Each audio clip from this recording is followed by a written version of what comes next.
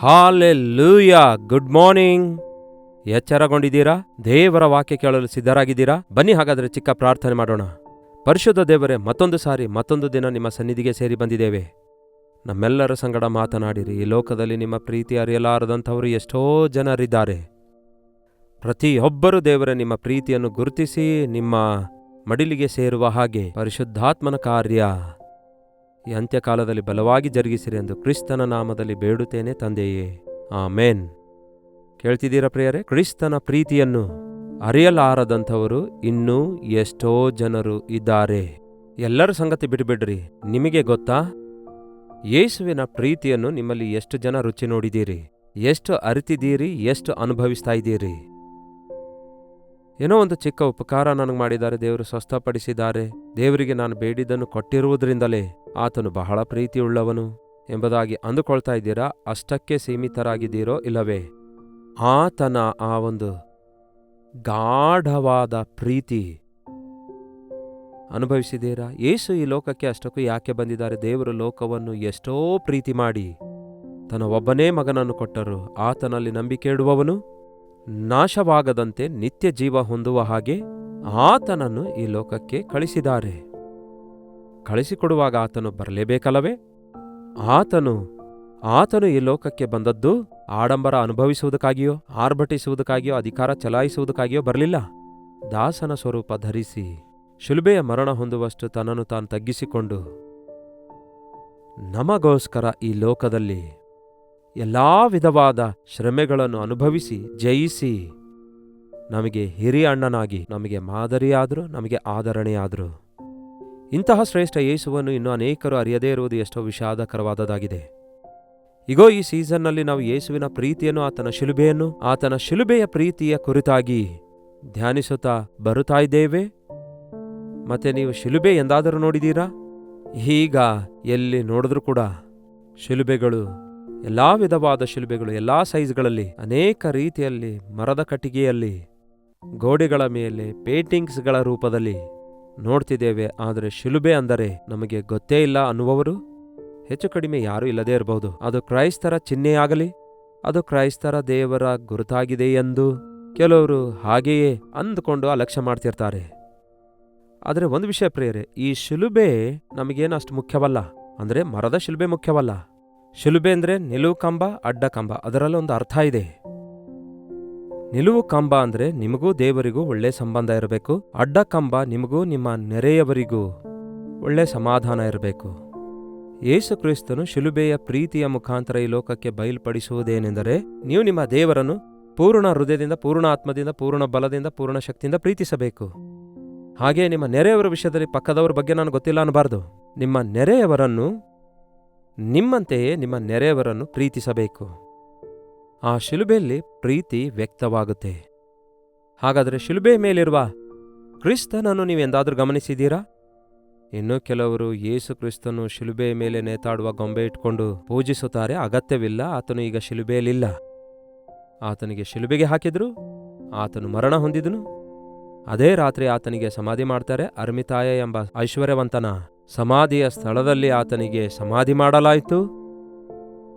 ಆ ಯೇಸು ತಾನು ಹೇಳಿದಂತೆಯೇ 3ನೇ ದಿನದಲ್ಲಿ ಮೃತ್ಯುಂಜಯನಾಗಿ ಎದ್ದು ಬಂದಿದ್ದಾರೆ. ಈಗಲೂ ಯೆರೂಸಲೇಮಿನಲ್ಲಿ ಆ ಅರ್ಮಿತಾಯ ಯೋಸೇಫನ ಸಮಾಧಿ ಖಾಲಿ ಸಮಾಧಿಯಾಗಿರುವುದನ್ನು ನಾವು ಕಾಣಬಹುದು.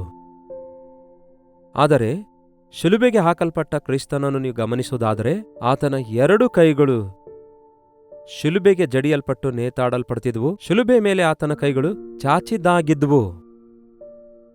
ಚಾಚಿದ ಕೈಗಳು ಯೇಸುವಿನ ಕೈಗಳು. ಆ ದೃಶ್ಯ ನೋಡುವಾಗೆಲ್ಲ ನನ್ನ ಯೇಸು ನನಗೋಸ್ಕರ ತನ್ನ ಕೈಗಳನ್ನು ಚಾಚಿ ನನಗೆ ಬಾ ಎಂದು ಕರೆಯುತ್ತಿದ್ದಾರೆ. ತನ್ನ ಮಡಿಲಿಗೆ ಬಾ ಅನ್ನುತ್ತಾ ಇದ್ದಾರೆ. ನೋಡು, ನಿನಗೋಸ್ಕರ ನಾನು ಎಷ್ಟರ ಮಟ್ಟಿಗೆ ಯಜ್ಞವಾದೆನು, ನನ್ನ ಪ್ರೀತಿಯನ್ನು ರುಚಿ ನೋಡು ಎನ್ನುವಂತೆ ಹೇಳುವ ಹಾಗೆ ಕಾಣಿಸುತ್ತೆ. ನಿಮಗೇನಾದರೂ ಅನಿಸುತ್ತದೆಯೋ? ಯೇಸುವಿನ ಶಿಲುಬೆಯ ಕುರಿತು ಧ್ಯಾನಿಸುತ್ತಿರುವಾಗ ನಿಮಗೇನಾದರೂ ಮಾರ್ಪಡುವಿಕೆ ಉಂಟಾಗ್ತಿದೆಯಾ? Are you ಚೆರಿಷಿಂಗ್? ಅದರಲ್ಲಿ ಆನಂದಿಸುತ್ತಾ ಇದ್ದೀರಾ? ಯೇಸುವಿನ ಪ್ರೀತಿಯನ್ನು ಜ್ಞಾಪಕ ಮಾಡಿಕೊಳ್ತಾ ಇದ್ದೀರಾ? ಚಾಚಿದ ಕೈಗಳು, ಕಿವಿಗೊಡಲೊಲ್ಲದವರ ಕಡೆಗೆ ದಿನವಿಡೀ ನಾನು ನನ್ನ ಕೈಗಳನ್ನು ಚಾಚಿಕೊಂಡಿದ್ದೇನೆ ಎಂದು ಯೆಶಾಯನ ಪುಸ್ತಕ 65ನೇ ಅಧ್ಯಾಯ. ನಾವೆಲ್ಲರೂ ಒಮ್ಮೆ ಆ ವಾಕ್ಯ ಭಾಗ ನೋಡೋಣ ಬನ್ನಿ. ಯೆಶಾಯ 65ನೇ ಅಧ್ಯಾಯ, ಅದರಲ್ಲಿ 1ನೇ ವಚನದಲ್ಲಿ ನೋಡುತ್ತೇವೆ, ನನ್ನನ್ನು ಹುಡುಕದವರಿಗೂ ಸಿಕ್ಕಿದೆನು, ನನ್ನ ನಾಮವೆತ್ತಿ ಪ್ರಾರ್ಥಿಸಿದ ಜನಾಂಗಕ್ಕೂ ಇಗೋ ನಾನಿದ್ದೇನೆ ಎನ್ನುತ್ತಿದ್ದೇನೆ. ಈಗ 2ನೇ ವಚನ ನೋಡಿ, ನನ್ನನ್ನು ತೊರೆದು ಮನಸ್ಸು ಬಂದ ಹಾಗೆ ದುರ್ಮಾರ್ಗದಲ್ಲಿ ನಡೆಯುವ ಜನರನ್ನು ನಾನು ದಿನವೆಲ್ಲ ಏನಂತೆ ನಾನು ದಿನವೆಲ್ಲ ಕೈಚಾಚಿ ಕರೆದೆನು. ಯಾರಿಗೋಸ್ಕರ? ಒಳ್ಳೆಯವರಿಗೋಸ್ಕರವಲ್ಲ. ನಾವು ಸಾಧಾರಣವಾಗಿ ನಮ್ಮ ಮಕ್ಕಳಿಗೆ ಬಾ ಮಗನೇ ಅಂತ ಕೈಚಾಚಿ ಸೇರಿಸಿಕೊಳ್ತೇವೆ. ಆದರೆ ದೇವರು ಯಾರಿಗಾಗಿ ಕೈಚಾಚುತ್ತಿದ್ದಾರೆ? ಕೇಳಲೊಲ್ಲದಂತಹ ಪ್ರಜೆಗಳಿಗಾಗಿ. ಕೇಳಲೊಲ್ಲದವರಿಗೆ ಎಷ್ಟು ಸಾರಿ ಕರೆದ್ರು, ಎಷ್ಟೇ ಬೇಡಿಕೊಂಡರು ಬರಲ್ಲ ಅಂದ್ರೆ ಅಷ್ಟಾದರೂ ನಾವು ಕರೀಲಿಕ್ಕಾಗುತ್ತಾ? ಮಕ್ಕಳಿಗೆ ತಂದೆ ತಾಯಿಗಳು ಊಟ ಮಾಡಿಸಬೇಕಾದ್ರೆ ಅದೊಂದು ದೊಡ್ಡ ಕಥೆಯೇ. ಬಾ ಮಗನೇ ಒಂದು ತುತ್ತು ತಿನ್ನು ಮಗು ಅಂತ ಅಮ್ಮ ತುತ್ತು ಅನ್ನ ಕಲಸಿ ತಿನ್ನಿಸ್ತಾ ಇದ್ರೆ ಎಷ್ಟೇ ಮಕ್ಕಳನ್ನು ಹತ್ರ ಹಿಡ್ಕೊಳ್ಳೋಣ ಅಂದರೆ ಅವ್ರು ಬಿಟ್ಟು ದೂರ ಹೋಗ್ತಲೇ ಇರ್ತಾರೆ. ಎಷ್ಟೊತ್ತು ನಾವು ಬಾ ಮಗನೇ ಅಂತ ಬಿಡ್ಕೊಳ್ಲಿಕ್ಕಾಗತ್ತೆ? 5ರಿಂದ 10 ನಿಮಿಷ ಅಷ್ಟೇ. ಹಸುವೆ ಆದರೆ ತಿನ್ನು, ಇಲ್ಲಾಂದ್ರೆ ಹೋಗೋ ಅನ್ನುತ್ತೇವೆ, ಅಷ್ಟೇ ಅಲ್ಲವೇ? ಆದರೆ ಯೇಸು ದಿನವೆಲ್ಲ ನನ್ನ ಕೈಗಳನ್ನು ಚಾಚುತ್ತಿದ್ದೇನೆ ಅನ್ನುತ್ತಾರೆ. ಕೆಲವೊಂದು ಸಾರಿ ನನಗನ್ಸುತ್ತೆ, ಕೆಲವರ ವಿಷಯದಲ್ಲಿ ದೇವರು ಇಡೀ ಬದುಕೆಲ್ಲ, ಈಗಲಾದರೂ ಬಾ 30 ವರ್ಷ ಆಯಿತು, 40 ವರ್ಷ ಆಯಿತು, 50 ವರ್ಷ ಆಯಿತು ಎಂದು ನಮ್ಮ ಬೆನ್ನಟ್ಟುತ್ತಾ ಇದ್ದಾರೆ ಪ್ರಿಯರೇ. ನಮ್ಮನ್ನು ನಿತ್ಯ ನರಕದಿಂದ ತಪ್ಪಿಸುವುದಕ್ಕಾಗಿ, ನಾಶನದಿಂದ ತಪ್ಪಿಸುವುದಕ್ಕಾಗಿ. ನಿಮ್ಮ ಮನಸ್ಸಿಗೆ ಬಂದ ಹಾಗೆ ದುರ್ಮಾರ್ಗತನದಲ್ಲಿ ನೀವು ನಡೆಯುತ್ತಾ ಇದ್ದೀರಿ. ನೀವು ಏನೋ ಅಂದುಕೊಂಡು ಯಾವುದೋ ಕಡೆಗೆ ದಾರಿ ತಪ್ಪಿ ಪಾಪದಲ್ಲಿ ಹೋಗ್ತಾ ಇದ್ದೀರಿ. ಏನೋ ಬೆಟ್ಟಿಂಗ್ನಲ್ಲಿ ದುಡ್ಡು ಹಾಕಿ ದುಡ್ಡು ಸಂಪಾದಿಸೋಣ, ಜೂಜಾಟಾಡಿ ಆ ದುಡ್ಡು ಸಂಪಾದಿಸೋಣ ಅಂದ್ಕೊಳ್ತೀರಿ. ಏನೋ ಮದ್ಯಪಾನ ಸೇಲ್ ಮಾಡಿ ಒಳ್ಳೆ ದುಡ್ಡು ಸಂಪಾದಿಸಿ ಮಜಾ ಮಾಡೋಣ ಅನ್ನುತ್ತೀರಿ. ಎಲ್ಲಿಗೋ ಹೋಗಿ ಏನೋ ಸಂಪಾದಿಸೋಣ, ಏನೋ ಕೊಂಡುಕೊಳ್ಳೋಣ, ಏನೋ ಸಾಧಿಸೋಣ ಎಂದು ನಿಮ್ಮ ಸ್ವಂತ ಆಲೋಚನೆಯಿಂದ ಏನೇನೋ ಮಾಡ್ತೀರಿ. ಕೊನೆಗೆ ಯಾವುದು ಸಫಲಗೊಳ್ಳದಿರುವಾಗ, ನೆರವೇರದೇ ಇರುವಾಗ ನೀವು ಕುಗ್ಗಿ ಹೋಗ್ತೀರಿ. ಕೊನೆಗೆ ಕೈಲಾಗದವರಾಗ್ತೀರಿ, ಕೈಲಾಗಲಾರದಂತೆ ಉಳ್ಕೊಳ್ತೀರಿ. ನನ್ನನ್ನು ಬಿಟ್ಟು ನೀವು ಏನು ಮಾಡಲಾರಿರಿ ಎಂದು ಯೇಸು ಹೇಳಿದಾರಲ್ಲವೇ? ನಮಗಿರುವ ಸಾಮರ್ಥ್ಯ, ಬಲ, ತಲಾಂತು, ಅವಕಾಶಗಳು ದೇವರು ಕೊಟ್ಟಿದ್ದೆಂದು ಗುರುತಿಸಿದ್ರೆ ದೇವರಿಗೆ ಕೃತಜ್ಞತರಾಗಿರ್ತೇವೆ. ದೇವರೊಂದಿಗೆ ನಾವು ಕೆಲಸ ಮಾಡೋದಾದರೆ ಎಲ್ಲ ವಿಷಯಗಳಲ್ಲಿ ಆಶೀರ್ವದಿಸಲ್ಪಡ್ತೇವೆ.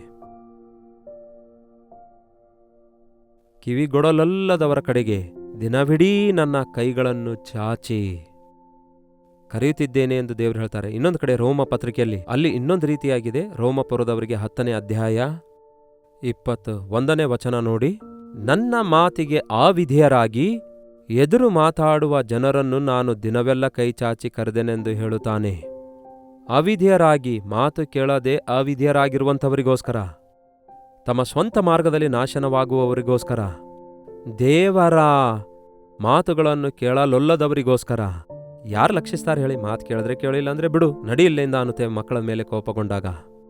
ನಮ್ಮನ್ನು ಕಂಡ್ರೆ ಇಷ್ಟಪಡದವರನ್ನು, ನಮ್ಮನ್ನು ಗೌರವಿಸದವರನ್ನು, ನಮ್ಮನ್ನು ಲಕ್ಷಿಸದವರನ್ನು, ನಮ್ಮನ್ನು ಲೆಕ್ಕಿಸದೆ ನಮ್ಮ ಮಾತು ಕೇಳದವರನ್ನು ನಾವು ಮತ್ತೆ ಅವರಿಗೆ ಬಾ ಅಂತ ಕರೆಯುತ್ತೇವ? ಕರೆಯಲ್ಲ, ಯಾಕೆಂದರೆ ಮನುಷ್ಯರಾಗಿರೋದ್ರಿಂದ.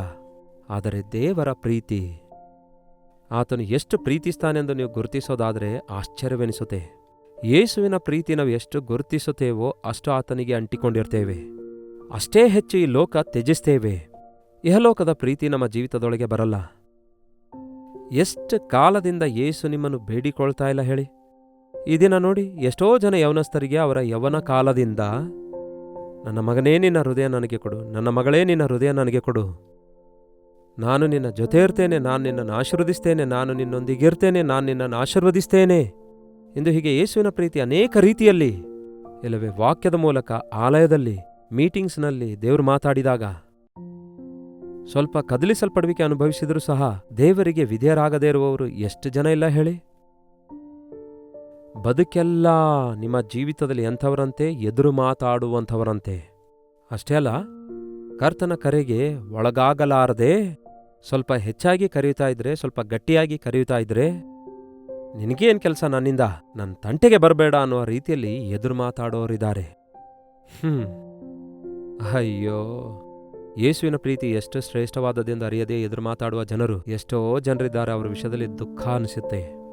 ಆಕಾಶವೇ ಆಲಿಸು, ಭೂಮಿಯೇ ಕಿವಿಗೊಡು, ನಾನು ಮಕ್ಕಳನ್ನು ಸಾಕಿ ದೊಡ್ಡವರನ್ನಾಗಿ ಮಾಡಿದೆ. ಆದರೆ ನನ್ನ ಮಕ್ಕಳು ನನ್ನನ್ನೇ ಮರ್ತಿದ್ದಾರೆ. ನನ್ನ ಮಕ್ಕಳು ನನ್ನ ಬಳಿಗೆ ಬರ್ತಾ ಇಲ್ಲ. ನಾನು ಅವರಿಗೆ ದೊಡ್ಡವರನ್ನಾಗಿ ಮಾಡಿದ್ದೇನೆ, ಅವರಿಗೆ ಗೊತ್ತಾಗ್ತಾ ಇಲ್ಲ. ಅದರ ಹಿಂದೆ ಇದರ ಹಿಂದೆ ಇದಕ್ಕೋಸ್ಕರ ಓಡ್ ಹೋಗ್ತಿದ್ದಾರೆ. ಆದರೆ ಸೃಷ್ಟಿಕರ್ತನನ್ನು ರಕ್ತ ಕೊಟ್ಟು ಕೊಂಡ್ಕೊಂಡಿರುವ ವಿಮೋಚಕನಾದ ಯೇಸುವಿನ ಬಳಿಗೆ ಬರಲ್ಲ ಅನ್ನುತ್ತಾರಲ್ಲವೇ? ಎತ್ತಿಗೆ ಯಜಮಾನ ಯಾರೆಂದು ಗೊತ್ತು. ಒಂದು ಎತ್ತಿದೆ ಅಂದ್ಕೊಳ್ಳಿ, ತನ್ನ ಯಜಮಾನ ಯಾರೆಂದು ಗೊತ್ತು. ಸಾಯಂಕಾಲ ಆದ ಕೂಡಲೇ ತನ್ನ ಕೊಠಡಿಗೆ ಅದು ಬರುತ್ತೆ, ತನ್ನ ಒಂದು ಕಾಂಪೌಂಡ್ ಒಳಗೆ ಅದು ಬರುತ್ತೆ. ಕತ್ತೆಗೆ ತನ್ನ ಯಜಮಾನ ಯಾರೆಂದು ಗೊತ್ತು. ಕತ್ತೆ ಅಂದ್ರೆ ಅದು ಬುದ್ಧಿಜ್ಞಾನ ಇಲ್ಲದ ಕತ್ತೆ ಅಂದ್ಕೊಳ್ತೇವೆ ನಾವು. ಅಂತಹ ಕತ್ತೆಯೂ ಕೂಡ ಕನಿಷ್ಠ ತನ್ನ ಯಜಮಾನ ಎಲ್ಲಿದ್ದಾನೆಂದು ತಿಳಿದುಕೊಂಡು ಆ ಒಂದು ಕೊಠಡಿಯ ಒಳಗಡೆ ಬಂದು ಸೇರುತ್ತೆ, ತನ್ನ ಕಾಂಪೌಂಡ್ ಒಳಗೆ ಸೇರುತ್ತೆ. ಆದರೆ ನಿಮ್ಮನ್ನು ಸೃಷ್ಟಿಸಿರುವ ಸೃಷ್ಟಿಕರ್ತ ಯಾರು ಗೊತ್ತಾ? ನೀವೆಲ್ಲಿಂದ ಬಂದಿದ್ದೀರಿ ಗೊತ್ತಾ? ನೀವು ಹೇಗೆ ಉಂಟು ಮಾಡಲ್ಪಟ್ಟಿರಿ ಗೊತ್ತಾ? ನಿಮ್ಮ ಬೆಲೆ ಎಷ್ಟು ಗೊತ್ತಾ? ಇದನ್ನು ಅರಿಯಲಾರದ ಸ್ಥಿತಿಯಲ್ಲಿ ಈ ದಿನ ಮನುಷ್ಯರು ಏನೋ ರಬ್ಬರ್ ಗೊಂಬೆ, ಪ್ಲಾಸ್ಟಿಕ್ ಗೊಂಬೆ, ಕಬ್ಬಿಣ ಗೊಂಬೆ ಅಂದ್ಕೊಂಡಿದ್ದೀರಾ? ಮನುಷ್ಯ ಅಂದ್ರೆ ಮಣ್ಣಿನಿಂದಲೇ ಮನುಷ್ಯನಿಗೆ ದೇವರು ಉಂಟು ಮಾಡಿದ್ದಾರೆ, ನಿಜವೇ. ಆ ಮಣ್ಣಿಗೆ ದೇವರು ಬೆಲೆ ಕೊಡಲು ಕಾರಣ ಆತನು ನಮ್ಮ ಸೃಷ್ಟಿಕರ್ತನ, ಆತನ ಉಸಿರು ನಮ್ಮಲ್ಲಿದೆ. ನಿಮಗೆ ಜೀವ ಕೊಟ್ಟ ದೇವರ ಬಳಿಗೆ ಹೋಗದಂತೆ ನೀವು ಈ ಲೋಕದಲ್ಲಿ ಎಲ್ಲೇ ಆಗಲಿ ಏನೇ ಮಾಡಬೇಕಂದುಕೊಂಡ್ರೂ ಕೂಡ ಏನೋ ಮಾಡಿ ಸಾಧಿಸಿದ್ದೇನೆ ಅಂದುಕೊಳ್ಳೋದಾದರೆ ನಿಮ್ಮ ಜೀವಿತದಲ್ಲಿ ನೀವು ಸಾಧಿಸಿದೆಲ್ಲ ಶೂನ್ಯ ಎಂಬ ವಿಷಯ ನೀವು ಗುರುತಿಸಿದ ದಿನವೇ ಧನ್ಯರಾಗ್ತೀರಿ. ಈ ಲೋಕ ಬಿಟ್ಟು ಹೋದ ನಂತರ ಇರುವ ಶಾಶ್ವತವಾದ ರಾಜ್ಯಕ್ಕೋಸ್ಕರ ನೀವು ಸ್ವಲ್ಪವಾದರೂ ಕೂಡ ಆಲೋಚಿಸದಿದ್ದರೆ ಪ್ರಯೋಜನವೇನು? ದೇವರಿದ್ದಾರೆ, ದೇವರು ಯಾರು? ಯೇಸು ನನಗೇನು ಮಾಡಿದ್ದಾರೆ ಎಂಬ ಪ್ರಶ್ನೆಯುಳ್ಳಂತಹ ಪ್ರಿಯ ಜನರೇ, ಎದುರು ಮಾತಾಡುವ ಪ್ರಿಯ ಜನರೇ, ಒಂದು ಸಾರಿ ಕೂತ್ಕೊಂಡು ಆಲೋಚನೆ ಮಾಡಿ ನೋಡಿ. ನಿಮಗಿರೋದೆಲ್ಲ ಆತನೇ ಕೊಟ್ಟಿದ್ದಲ್ಲವೋ? ನೀವು ಆತನ ಸೃಷ್ಟಿಯಲ್ಲವೋ? ನಿಮ್ಮ ತಂದೆ ತಾಯಿ ಆತನವರಲ್ಲವೋ? ನೀವು ಈ ದಿನ ಏನಾದರೂ ಮಾಡ್ತಿರೋದಾದರೆ ದೇವರ ಸಹಾಯವಿಲ್ಲದೆ ನೀವೇ ಮಾಡ್ತಾ ಇದ್ದೀರಾ ಅಂದ್ಕೊಳ್ತಾ ಇದ್ದೀರಾ? ಅದು ಅಜ್ಞಾನ. ದಿನವೆಲ್ಲ ಎದುರು ಮಾತಾಡುವ ಜನರಿಗೋಸ್ಕರ, ಕಿವಿಗೊಡಲೊಲ್ಲದ ಪ್ರಜೆಗಳಿಗೋಸ್ಕರ ಕೈಗಳನ್ನು ಚಾಚಿಕೊಂಡಿಯೇ ಇದ್ದಾರಂತೆ. ಎಷ್ಟೋ ಗುಡ್ ಫ್ರೈಡೆಗಳು ದಾಟಿ ಹೋದ್ವಲ್ಲ, ಎಷ್ಟೋ ಕ್ರಿಸ್ಮಸ್ ಸಂದರ್ಭಗಳು ದಾಟಿ ಹೋದ್ವಲ್ಲ. ಅಷ್ಟಕ್ಕೂ ಗುಡ್ ಫ್ರೈಡೆ, ಈಸ್ಟರ್ ಇವು ಬೈಬಲ್ನಲ್ಲಿನ ಹಬ್ಬಗಳೇ ಅಲ್ಲ, ಅವು ನಿಜವಲ್ಲ, ಅವು ಸತ್ಯವಲ್ಲ ಅನ್ನುತ್ತಾರೆ ಕೆಲವರು. ಆತನ ಜನನ ಜ್ಞಾಪಕ ಮಾಡಿಕೊಳ್ಳುವಾಗ ಆತನ ಪ್ರೀತಿಯ ಕುರಿತು ವಿವರಿಸ್ತಿದ್ದೇವೆ. ಆತನ ಮರಣವನ್ನು ಜ್ಞಾಪಕ ಮಾಡಿಕೊಳ್ಳುವಾಗ ಎಂತಹ ದೊಡ್ಡ ತ್ಯಾಗಿ ನಮ್ಮನ್ನು ಎಷ್ಟು ಪ್ರೀತಿಸಿದಾನೆಂಬುದನ್ನು ಜ್ಞಾಪಕ ಮಾಡಿಕೊಳ್ತಿದ್ದೇವೆ. ಆದಾಗ್ಯೂ ನಿಮ್ಮ ಮನೋನೇತ್ರಗಳು ತೆರೆಯಲ್ಪಡದಿದ್ದರೆ ನೀವು ಕ್ರಿಸ್ತನಲ್ಲಿರುವ ಸೌಂದರ್ಯ ಕಾಣಲಾರಿರಿ. ಅದಕ್ಕೆ ಕನಿಷ್ಠ ಇವಾಗ್ಲಾದರೋ ನಿಮ್ಮ ಹಿಂದೆ ಬರ್ತಿರುವ, ನಿಮ್ಮನ್ನು ಬೇಡಿಕೊಳ್ಳುತ್ತಿರುವ, ನಿಮ್ಮನ್ನು ಪ್ರಾಣ ಕೊಡುವಷ್ಟು ಪ್ರೀತಿಸಿರುವ ಯೇಸುವಿನ ಕರೆಗೆ ವಿಧೇಯರಾಗಿ ಕರ್ತನ ಕರೆಗೆ ಕಿವಿಗೊಟ್ಟು ತಿರುಗಿಕೊಳ್ಳಿರಿ. Turn back. ರಿಪೆಂಟೆನ್ಸ್ ಅಂದ್ರೆ, ಮಾನಸಾಂತರ ಅಂದ್ರೆ ನೀವು ಒಂದೇ ಧ್ಯಾಸದಲ್ಲಿ ಹೋಗ್ತಿದ್ದೀರಿ, ನಿಮ್ಮ ಆಲೋಚನೆಯ ಪ್ರಕಾರ ಹೋಗ್ತಿದ್ದೀರಿ. ನಾನು ಚೆನ್ನಾಗಿದ್ದೇನೆ ಬಿಡಿ, ನಾನು ಏನು ಬೇಕಾದ್ರೂ ಮಾಡಬಲ್ಲೆ, ನಾನು ಸಮರ್ಥಿಸಿಕೊಳ್ಳಬಲ್ಲೆ ಅನ್ನುವವರನ್ನು ನೋಡಿ ಅವರು ಈ ದಿನ ಎಲ್ಲೋ ಒಂದು ಕಡೆ ಸ್ಟಕ್ ಆಗಿ ಬಿಡ್ತಿದ್ದಾರೆ, ಯಾವುದೋ ಒಂದರಲ್ಲಿ ಸಿಕ್ಕಾಕೊಳ್ತಿದ್ದಾರೆ. ಏನೂ ಮಾಡ್ಲಿಕ್ಕಾಗಲ್ಲ. ನೀವೇನೋ ಸಾಧಿಸಿದ್ದೇವೆ ಅಂದುಕೊಳ್ಳೋದಾದ್ರೆ ಅದೆಲ್ಲ ವ್ಯರ್ಥ ವ್ಯರ್ಥ ವ್ಯರ್ಥ ಎಂದು ಮಹಾಜ್ಞಾನಿಯೇ ಹೇಳಿದ್ದಾನೆ. ಸೊಲೊಮೋನನು ಅವಾಗಲೇ ಹೇಳಿದ್ದಾನೆ, ನಿಮ್ಮ ಪ್ರಾಣ ರಕ್ಷಣೆ ಇಲ್ಲವೇ ಆತ್ಮ ರಕ್ಷಣೆಯನ್ನು ಹೊರತುಪಡಿಸಿ ಈ ಲೋಕದಲ್ಲಿ ನೀವು ಎಷ್ಟೇ ಸೆಕ್ಯೂರಿಟಿ ಮಾಡಿಟ್ಕೊಂಡ್ರೂ ಕೂಡ ನಿಮ್ಮ ಪ್ರಾಣವಾಗಲಿ ಸಕಲ ಮಾರ್ಗಗಳಾಗಲಿ ಯಾರ ವಶದಲ್ಲಿವೆಯೋ ಆತನನ್ನು ನೀವು ಮಹಿಮೆ ಪಡಿಸದಿದ್ದರೆ ಅಯ್ಯೋ, ಎಷ್ಟೋ ಘೋರ. ಯೇಸುವಿನ ಶಿಲುಬೆಯನ್ನು ಧ್ಯಾನಿಸಿರಿ. ಎಷ್ಟು ಪ್ರೀತಿಯನ್ನು ಆತನು ನಿಮ್ಮ ಮೇಲೆ ತೋರಿಸಿದ್ದಾನೆ ಎಂಬುದಾಗಿ ನೀವು ಗುರುತಿಸುತ್ತೀರಿ.